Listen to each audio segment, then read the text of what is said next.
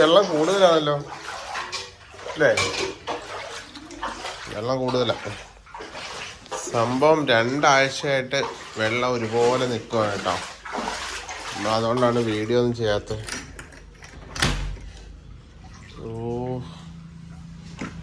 അതുപോലെ തന്നെ വെള്ളം നിൽക്കുക കേട്ടോ. 2 ആഴ്ചയായിട്ട് വെള്ളം തുടർച്ചയായിട്ട് വെള്ളം ഒരുപോലെ തന്നെ നിൽക്കുക. വെള്ളമൊക്കെ ഒന്ന് കുറഞ്ഞ് അമ്മയൊന്ന് ഹെൽപ്പ് ചെയ്തൊക്കെ ഒന്ന് കഴുകാൻ ഇച്ചിരി ബുദ്ധിമുട്ടാണ്. അപ്പം ഇന്ന് വൃത്തിയാക്കിയിട്ടൊക്കെ പോകാമെന്ന് കരുതിയിട്ടാണ് നമ്മൾ കുറച്ച് ദിവസം ഇവിടെയൊക്കെ നിൽക്കുന്നത്. അപ്പോൾ ഈ വെള്ളം ഇങ്ങനെ കുറയാതെ ഇങ്ങനെ നിൽക്കുക. അപ്പോൾ ഒരുപാട് അഭിപ്രായങ്ങൾ ഒരുത്തർ പറയുന്നത് കേട്ടോ, വെള്ളം കോരിപ്പറ്റിച്ച് കളയി എന്നൊക്കെ പറയുന്നുണ്ട് കേട്ടോ. ഇത് കോരിപ്പറ്റിച്ച് കളയാൻ പറ്റുന്ന അവസ്ഥയല്ല. ഇത് ഞാൻ ഒരുപാട് തവണ പറഞ്ഞു, ഇനി പറയുന്നില്ല എന്തായാലും.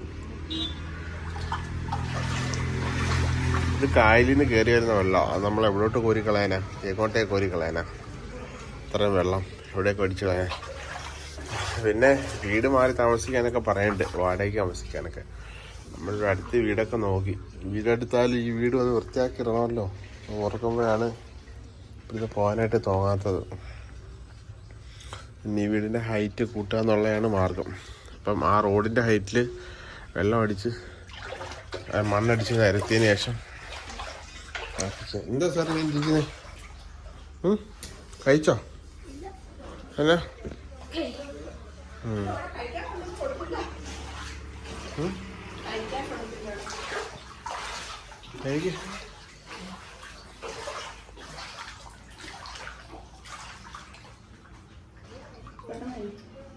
വെള്ളത്തിലിരുന്ന് കാപ്പി പിടിക്കുന്ന അവസ്ഥ.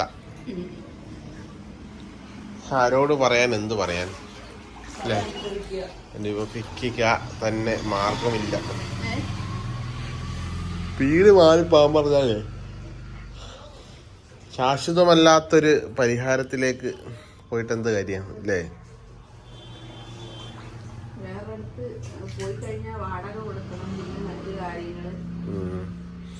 ഇതെല്ലാം കയറ്റി വണ്ടിയിൽ കൊണ്ടുപോകാം.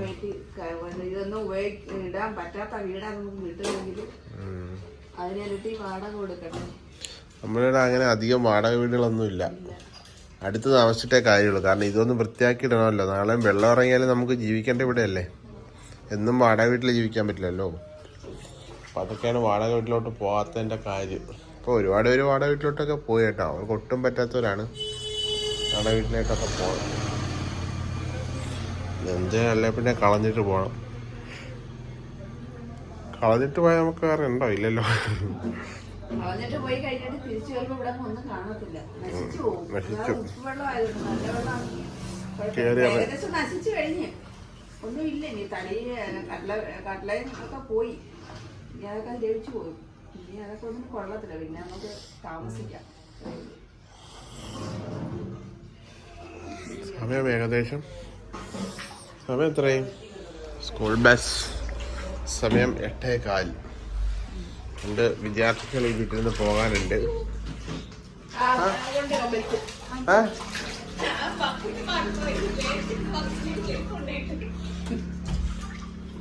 ലിജി ഇറങ്ങിയിട്ടില്ല കേട്ടോ.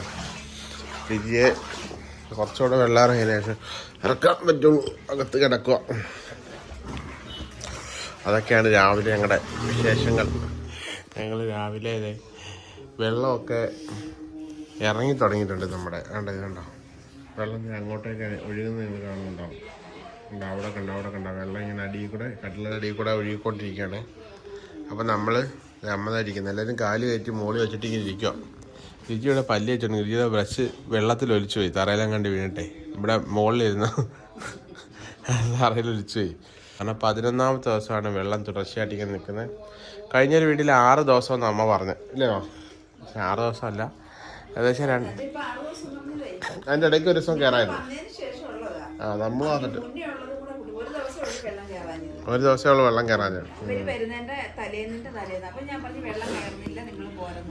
അതെ, ഞങ്ങൾ വന്നതോ തൊട്ട് ഇന്ന് വരെ വെള്ളം തുടർച്ചയായിട്ട് കയറിക്കൊണ്ടിരിക്കുക. ഞങ്ങൾ കഴിഞ്ഞ ചൊവ്വാഴ്ചയാണെന്ന് തോന്നുന്നു. ബുധനോ ചൊവ്വാഴ്ച വന്ന് അന്ന് മാത്രം കയറില്ല, ചൊവ്വാഴ്ച കയറില്ല അല്ലേ? വരുന്നതിന്റെ അന്ന് രാവിലെ കയറില്ല. ഇവിടെയൊക്കെ കാലെടുത്ത് ഇങ്ങനെ ഈ സോഫയുടെ മണ്ടയ്ക്ക് സെറ്റിയുടെ മണ്ടയ്ക്ക് വെച്ചേക്കുക. പിന്നെ ഫ്രണ്ടിലത്തെ വെള്ളം തീരെ ഇറങ്ങുന്നില്ല കേട്ടോ. ഇനി ഞങ്ങൾ എല്ലാ ദിവസവും ഓരോരോ പ്ലാനിങ്ങില്ല. ഇപ്പം നമ്മുടെ പ്ലാനിങ് എന്താ വെച്ചാൽ ഇവിടെ ഫുള്ള് വീടൊക്കെ പൊളിച്ച് കളഞ്ഞിട്ട് ആ റോഡിനൊക്കെ ഇച്ചിരി കൂടെ നിരപ്പിൽ മണ്ണിട്ട് പൊക്കിയിട്ട് ഷെഡ് വെക്കുക. എൻ്റെ പ്ലാൻ ഇതാ. സാധാ ഫൗണ്ടേഷൻ കെട്ടിയിട്ട് അല്ല വീട് പോലെ ഇങ്ങനെ കെട്ടിയിട്ട് ഉണ്ടാക്കിയിട്ട് മുകളിൽ റൂഫിംഗ് ഷീറ്റ് ഇട്ട്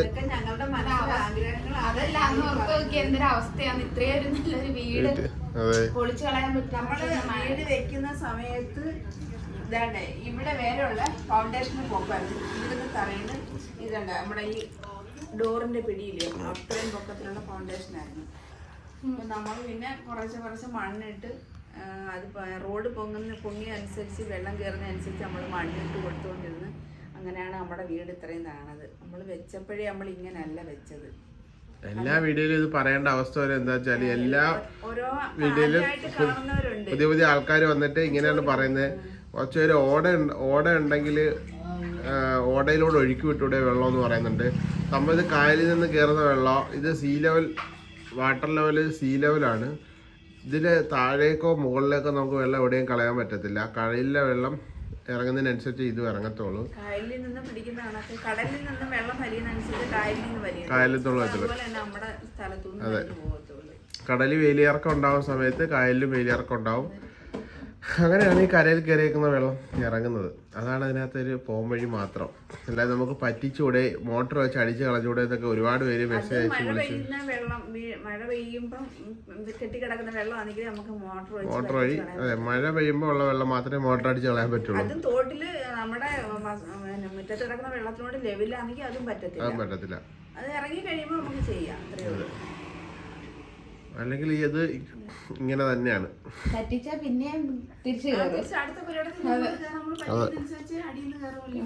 അതെ, പറ്റിങ്ങനുസരിച്ച് വീണ്ടും കയറും. ഇന്ന് ഞാൻ 5 മണിക്ക് എണീറ്റപ്പം ഞാൻ കരുതി വെള്ളം ഇല്ലാന്ന്. പെട്ടെന്നാ കയറി വന്നില്ലേ. ഞാൻ എന്നാ വെള്ളം ഇല്ല എന്ന് കണ്ടപ്പോ ഞാൻ പെട്ടെന്ന് തന്നെ ചോറ്, ഇപ്പൊ ഞങ്ങളിപ്പോ കൊറേ ദിവസം കൊണ്ട് ഇപ്പൊ പകല് ചോറ് വെക്കത്തില്ല, രാവിലെ ചോറ് വെക്കത്തില്ല. ഞങ്ങൾ വൈച്ച കഴിഞ്ഞ് ചോറ് വെച്ചിട്ട് ചോറായാലും കറിയായാലും ഞങ്ങൾ രാവിലെ പിന്നെ ചൂടാക്കിയാണ് ചെയ്യുന്നത്. കാരണം ഈ വെള്ളത്തിൽ നിന്ന് ചെയ്യണ്ടല്ലോ. കാപ്പി എങ്ങനെ ഉള്ളു യാദൃശ്യമായിട്ട് രാവിലെ ഉണ്ടാകുന്നത്. അപ്പോൾ ഞാനൊരു 5 മണിക്ക് എഴുന്നേറ്റപ്പോൾ വെള്ളം ഇല്ലായിരുന്നു. പെട്ടെന്ന് ഞാൻ ചോറൊന്ന് ചൂടാക്കാൻ വേണ്ടിയിട്ട് കൊണ്ടുപോയി വെച്ച് കഴിഞ്ഞപ്പോൾ അങ്ങനെ തിരിച്ച് ഫ്രിഡ്ജിൽ ഇരുന്ന് ചോറ് എടുക്കാൻ പോയിട്ട് തിരിച്ച് വർക്കേരി നമ്മൾ വർക്കേരി മുങ്ങിക്കിടക്കുന്നു. അതാണ് അവസ്ഥ. ഇവിടെ ഈ പ്രദേശത്ത് നമ്മുടെ വീട് മാത്രമേ ഉള്ളൂ ഇങ്ങനെ മുങ്ങുന്നത്. ഈ 11 ദിവസം കൊണ്ട് നമ്മളിങ്ങനെ. എന്താ പ്രശ്നം എന്ന് വെച്ചാല് നമ്മുടെ വീട് വെച്ചതെന്ന് വെച്ചാൽ ഒരു താഴ്ന്ന പ്രദേശത്തായിരുന്നു നമ്മുടെ വീട്. തൊട്ടപ്പുറത്തേക്ക് ആൾക്കാർ വന്നിട്ട് പുതിയ സ്ഥലങ്ങൾ വാങ്ങിയിട്ട് അവർ വീട് വെച്ചപ്പം അവർ ഹൈറ്റ് കൂട്ടി പോയി. അപ്പം ഈ റോഡ് അവിടെ വരുന്ന ഹൈറ്റിനനുസരിച്ച് റോഡിൻ്റെ ഹൈറ്റും താരതമ്യേന അവർ കൂട്ടി. റോഡിൻ്റെ ഹൈറ്റ്, വെള്ളത്തിന്റെ ലെവലും കാര്യങ്ങളും. വീട് നിൽക്കുന്ന സ്ഥലം എന്ന് പറഞ്ഞാൽ നമ്മുടെ കുളത്തിന്റെ ബാലൻസാണ്. അതെ, അത് നമ്മള് നികത്തി നമ്മളിവിടെ വീട് വെച്ചത്. ഇതൊരു കുളം നികത്തിയാണ് വീട് വെച്ചത്. നമ്മുടെ ബാക്കിൽ കാണുന്ന കുളത്തിന്റെ ബാക്കി ബാലൻസ് ആണ് നമ്മൾ ഈ കാണുന്ന ഈ ഒരു പുരയിടം.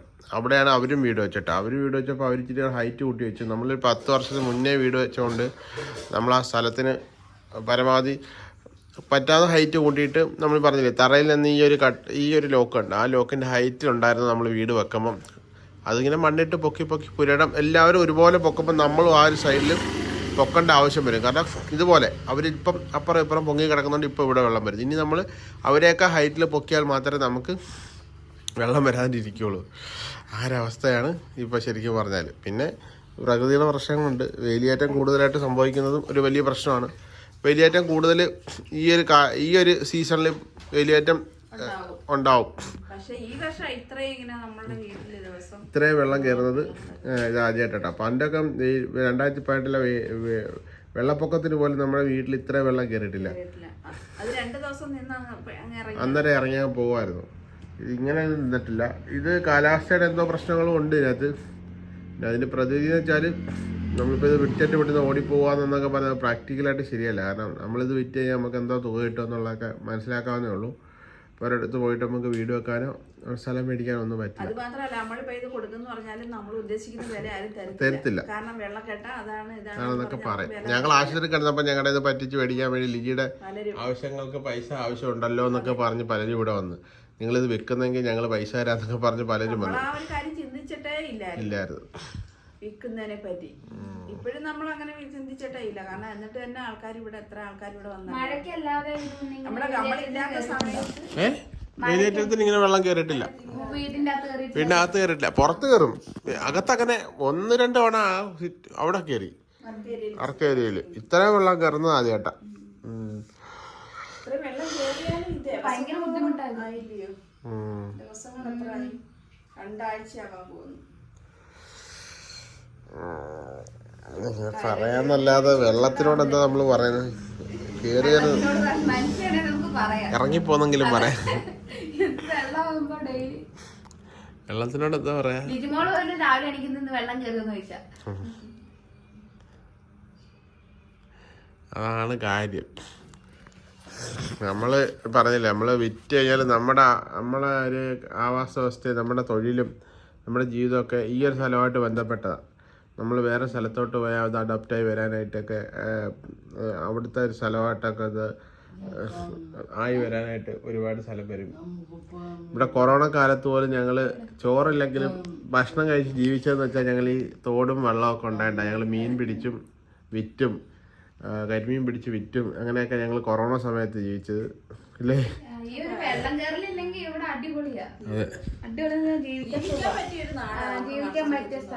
എന്നുവെച്ചാൽ എല്ലാവർക്കും തൊഴിൽ എന്തേലും ചെയ്യാം. ഇപ്പൊ അച്ഛനായാലും കാക്ക വാരിയിട്ടായാലും അച്ഛൻ ഇഷ്ടം പോലെ ഉണ്ട്.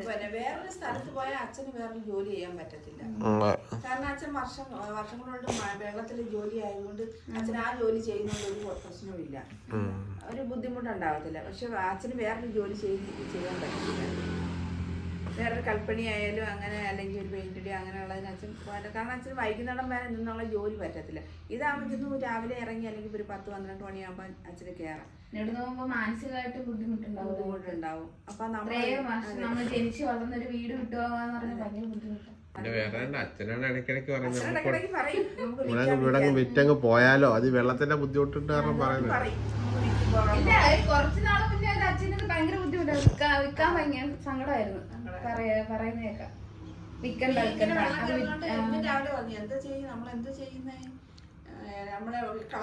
നമുക്കിവിടെ പാലൊക്കെ വരുന്നോണ്ട് ഇനി കൊല്ലത്തിനൊക്കെ പോകാൻ എളുപ്പമല്ലേ?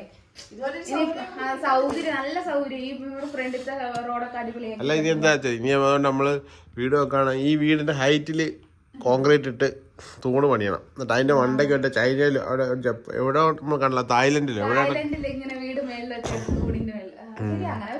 എന്നിട്ട് റാമ്പ് കെട്ടിയാൽ മതി. ലിജിക്ക് കുറച്ച് കാലത്തേക്ക് വീൽ ചെയറിലായാലും പോയാലും റാമ്പ് താഴോട്ട് നടക്കോ? മനുഷ്യന്റെ ഓരോ ആഗ്രഹങ്ങളെ. അല്ല, എല്ലാ ദിവസവും ഒരു 5 ലോട്ടറി വെച്ച് എടുക്കാം. തമാശയല്ല, ചിലപ്പോ അടിക്കും. നമ്മുടെ കഷ്ടകാലം അടിക്കും. സ്വപ്നം കാണുന്നതിനും ആഗ്രഹങ്ങൾ പറയുന്നതിനും പൈസ ചെലവില്ലല്ലോ. അതെ, സ്വപ്നം കാണുന്നതിന് 5 പൈസയും ചെലവില്ല. അതുപോലെ നമ്മുടെ ആഗ്രഹങ്ങൾ തങ്ങളിൽ പറയാം. ഞങ്ങൾ വർഷങ്ങൾ കൊണ്ടേ പറയുന്നുണ്ട്, ഞങ്ങൾ വീട് മേളി വലുതായിട്ട് വെക്കും, ഞങ്ങൾ അങ്ങനെ ഇങ്ങനെ ചെയ്യുമെന്ന്. പക്ഷെ നമ്മുടെ മനസ്സിൽ ആഗ്രഹങ്ങൾ, പക്ഷെ ഈ ഒരു ആഗ്രഹമായിരിക്കും ഒരു സമയത്ത് അത് നടക്കുന്നത്. ആഗ്രഹങ്ങളെല്ലാം ഉണ്ടാവുന്ന എങ്ങനെ അറിയാമോ? മനുഷ്യൻ അത് നേടണമെന്ന് മുന്നിട്ട് ഇറങ്ങുമ്പോഴാണ് ആഗ്രഹങ്ങളെല്ലാം നേടാൻ പറ്റുക. അത് നേടാൻ പറ്റുകയെന്ന് വെച്ചാൽ നമ്മളത് ഇറങ്ങിത്തിരിക്കുമ്പോഴാണ് അതിന് വേണ്ടി. അതുകൊണ്ടാണ് ലിജി പറഞ്ഞ് എന്താണെന്ന് വെച്ചാൽ വരുന്നിടത്ത് വെച്ച് കാണട്ടെ, നമുക്ക് വീടിടിച്ച് പൊളിച്ച് കളഞ്ഞിട്ട് ഫൗണ്ടേഷൻ കെട്ടാന്ന്. ലിജി പറഞ്ഞ എന്നോട്, നമുക്ക് ഇടിച്ച് പൊളിച്ച് കളയാം, ഒരു വാടകയ്ക്ക് ആവശ്യിക്കാം, എന്നിട്ട് ഫൗണ്ടേഷൻ കെട്ടിയിടാം, ബാക്കി പൈസ കിട്ടുമ്പം ബാക്കി കല്ല് കെട്ടാം. എന്നാൽ ഈ വെള്ളത്തിൽ കിടന്ന് ഈ സാധനം വൃത്തിയാക്കണ്ടല്ലോ. ഇതിവിടെ കിടക്കുന്നോണ്ടാണല്ലോ ഇതിവിടെ കിടക്കുന്നോണ്ടാണല്ലോ നമ്മളിത് വൃത്തിയാക്കേണ്ടി വരുന്നത്. ഇതിങ്ങനെ കിടക്കുന്നോണ്ട്. ഇതില്ലെങ്കിൽ ഇത് വൃത്തിയാക്കേണ്ട ആവശ്യമില്ലല്ലോ. അതാണ് പറഞ്ഞത്. അത്ര ആഗ്രഹിച്ച് നമ്മള് വീട് വെച്ചിട്ട് അത് തിരിച്ചു പൊളിച്ച് കളയാന്ന് പറഞ്ഞൊരു അവസ്ഥ. പിന്നെ നമ്മുടെ ഈ സിറ്റുവേഷൻ ഭയങ്കര ബുദ്ധിമുട്ടാണ്. പിന്നെ പൊക്കുന്ന കാര്യം പലരും പറയട്ടെ, ലിഫ്റ്റ് വേറെ കാര്യം വെച്ചാൽ ഈ വീട് പൊക്കുന്ന കാര്യം ഈ വീട് പൊക്കുന്ന കാര്യം എല്ലാവരും പറയാട്ടോ. പൊക്കുന്ന കാര്യം കഴിഞ്ഞ ഒരു 5 വർഷമായിട്ട് ഈ വീട് പൊക്കുന്നതിനെ കുറിച്ച് ഞാനും പലരെയും പോയി ഒരുപാട് പേര് നമ്മളിപ്പോൾ ആദ്യമായിട്ടാണ് ലിഫ്റ്റ് ചെയ്യുന്നതിനെ കുറിച്ച് അറിയുന്ന രീതിയിൽ സംസാരിക്കും. ഇങ്ങനെ ഒരു സ്ഥലത്ത് താമസിക്കുമ്പോൾ ഉറപ്പായിട്ടും എനിക്കത് അറിയാൻ പറ്റുമല്ലോ. കഴിഞ്ഞ ഒരു 5 വർഷം മുന്നേ ഞാൻ എറണാകുളത്ത് ആദ്യമായിട്ട് ലിഫ്റ്റ് ചെയ്ത് തുടങ്ങുന്ന സമയങ്ങൾ, ആ കാലഘട്ടത്തിൽ ഇവിടെ ആർക്കും ഇതിനെക്കുറിച്ച് അറിയാത്ത കാലഘട്ടത്തിൽ ഞാനും എൻ്റെ ഫ്രണ്ടും കൂടെ എറണാകുളത്ത് ഒരു ഓഫീസിൽ പോയി അവർ നേരിട്ട് കണ്ട് പൊക്കുന്നതിനെക്കുറിച്ച് ആലോചിച്ച് അന്നത്തെ റേറ്റും കാര്യങ്ങളും താങ്ങാൻ പറ്റുന്നത് അത് ക്യാൻസൽ ചെയ്തതാണ്. പിന്നീട് കഴിഞ്ഞ 1 വർഷത്തിന് മുന്നേ ഞങ്ങളെല്ലാവരും കൂടെ തീരുമാനിച്ചില്ലേ നമ്മൾ ലിഫ്റ്റ് ചെയ്യുന്നതിനെ കുറിച്ച് ചിന്തിച്ച് അവിടുത്തെ ആളെ വിളിച്ച് അയാൾ വന്ന് അളവെടുക്കാനൊക്കെ പറഞ്ഞ സമയത്ത് ഞങ്ങൾ കോസ്റ്റ് കൂട്ടിയപ്പോൾ 12 ലക്ഷം രൂപ ആവും. ഇത് പൊക്കി നമ്മൾ ഇത് നമ്മുടെ വീട് പോലെ ആക്കിയെടുക്കാനായിട്ട് 12 ലക്ഷം രൂപയോളം ആവും. അതിൻ്റെ ലേബർ ചാർജ് അല്ലാതെ നമുക്ക് വരുന്ന മെറ്റിൽ, കമ്പി, സിമെൻറ്റ്, പിന്നെ ഇവിടുത്തെ ടൈല്, ഇലക്ട്രിക്, പ്ലംബിങ്, അങ്ങനെ എല്ലാം കൂടെ 12 ലക്ഷം രൂപ അടുപ്പിച്ചിട്ട് മുകളിലാവും ഈ ചാർജ് ഒരു വീട് ലിഫ്റ്റ് ചെയ്യാന്ന് വെച്ചാൽ. അപ്പോൾ അതിൽ നല്ല നമ്മൾ ചെറിയ വീട് ആ പൈസയ്ക്ക് പുതിയൊരു വീടങ്ങ് ഉണ്ടാക്കില്ല. അതിന് പിന്നെ ഒരു 10 വർഷത്തെ വാറണ്ടി കിട്ടും. ആ പുതിയതായിട്ട് വെക്കുന്ന വീടിന് വീണ്ടും ഒരു 10 വർഷത്തെ കാലാവധി നമുക്ക് ഉറപ്പിക്കാം. ഇത്രയും 15 വർഷം കഴിഞ്ഞൊരു വീട്, ഓൾറെഡി ഉപ്പുവെള്ളം കയറിയൊരു വീട്, അത് ലിഫ്റ്റ് ചെയ്താൽ നമുക്കൊരു 5 വർഷം കൂടെ അതിന് കാലാവധി പറയാൻ പറ്റത്തുള്ളൂ അല്ലേ? അത് മാത്രമല്ല, നമ്മളിനി അഥവാ പൊക്കിയ തന്നെ ഉണ്ടല്ലോ, നമ്മൾ ഈ കട്ടിളകളെല്ലാം മാറ്റണം. അതാ പറഞ്ഞേ, അതാ ഞാൻ പറഞ്ഞേ, അതിന്റെ കോസ്റ്റ് ഞാൻ പറഞ്ഞു. ഈ അടിയിലത്തെ കട്ട അതെല്ലാം പോയിരിക്കണം. ഇത് പൊക്കുന്ന സമയത്തായിരിക്കും താഴ്ന്നുള്ള സാധനം എല്ലാം ഇടിഞ്ഞിറങ്ങി താഴെ. അതാ ഞാൻ പറഞ്ഞേ ഇതിന് നമ്മൾ ഇത്രയും പൈസ ചെലവാക്കി ഇത് പൊക്കിയെന്ന് വെച്ചോ, പൊക്കിയാൽ അതിനൊരു 10 വർഷത്തെ വാറണ്ടി പറയാൻ പറ്റത്തില്ല ഈ വീടിന്. അതിനേക്കാൾ നല്ലതല്ലേ നമ്മൾ പുതിയ വീട് വെച്ചൊരു 15 വർഷം കൂടെ കാലാവധി അതിന് കൊള്ളിക്കുന്നത്. അതാ ഞാൻ പറഞ്ഞ പൊക്കുന്നതിനെ കുറിച്ച് പലരും അഭിപ്രായം പറയുമ്പോൾ അത് വേണ്ടാന്ന് ഞങ്ങൾ തീരുമാനിച്ചതിൻ്റെ കാര്യം അതാണ് കേട്ടോ. അപ്പം തനിയെ കഴിച്ചു മടുത്ത്. ലിജിയുടെ കാലൊക്കെ പൊക്കി ചൂടുവെള്ളം വെച്ച് കഴുകി വെച്ചിട്ട് ലിജിയുടെ കാല് ഡേഞ്ചർ കേട്ടോ. ലിജിയുടെ ശരീരമേ ഡേഞ്ചറാ. അതുകൊണ്ട് ലിജിയുടെ കാര്യം മാത്രമേ ചൂടുവെള്ളമൊക്കെ അതെ സേഫാ. കാലൊക്കെ കഴുകി സാധാരണ 12 മണിയാകുമ്പോഴേ ഇങ്ങോട്ടേക്ക് വരിക. ഇപ്പോൾ വിചാരിച്ചു എന്തിനാ 12 മണി വരെ അവിടെ കിടക്കുന്നത്, ഇവിടെ കൊണ്ട് കാല് 2 ദിവസമല്ല, ഇന്നലെ ഇന്നേ ഉള്ളൂ ഇവിടെ വന്നിരുന്നത്. ഞാൻ ഇരുത്തിയത് അന്ന് പോലെ ഞാൻ വന്ന് കൊണ്ടിരുത്തേലും മുതലാണ് ഇവിടെ വന്നിരിക്കാൻ തുടങ്ങിയത്. പറ്റത്തില്ലല്ലോ. അതെ, അതുകൊണ്ടാണ് ഞങ്ങൾ കോഴിക്കോടേക്ക് പോകാതിരുന്നത്. ഇവിടുത്തെ വെള്ളമൊക്കെ ഒന്ന് ഇറങ്ങിയോ അല്ലെങ്കിൽ ഇവിടെ എന്തെങ്കിലും സംവിധാനം ഒപ്പിച്ചിട്ട് പോയില്ലെങ്കിൽ ശരിയാവില്ല. ഒന്നുകിലൊരു സെറ്റപ്പ് ചെയ്യണം. അവർ മണ്ണടിക്കായിരുന്നു, അപ്പുറത്ത് മണ്ണടിക്കായിരുന്നില്ലേ? അതെ, അത് സ്റ്റേ അല്ല, അത് മണ്ണടിച്ചാൽ പോലീസ് സ്റ്റേഷനിൽ ഒരു പരിപാടി ഉള്ളതാ. ഇനി അവർക്ക് കുറച്ച് പൈസ കൊടുക്കാതൊന്നും അടിപ്പിക്കാൻ പറ്റത്തില്ല. അതാണത്തെ കാര്യം. അതാണ് നമ്മുടെ വെള്ള വിശേഷം.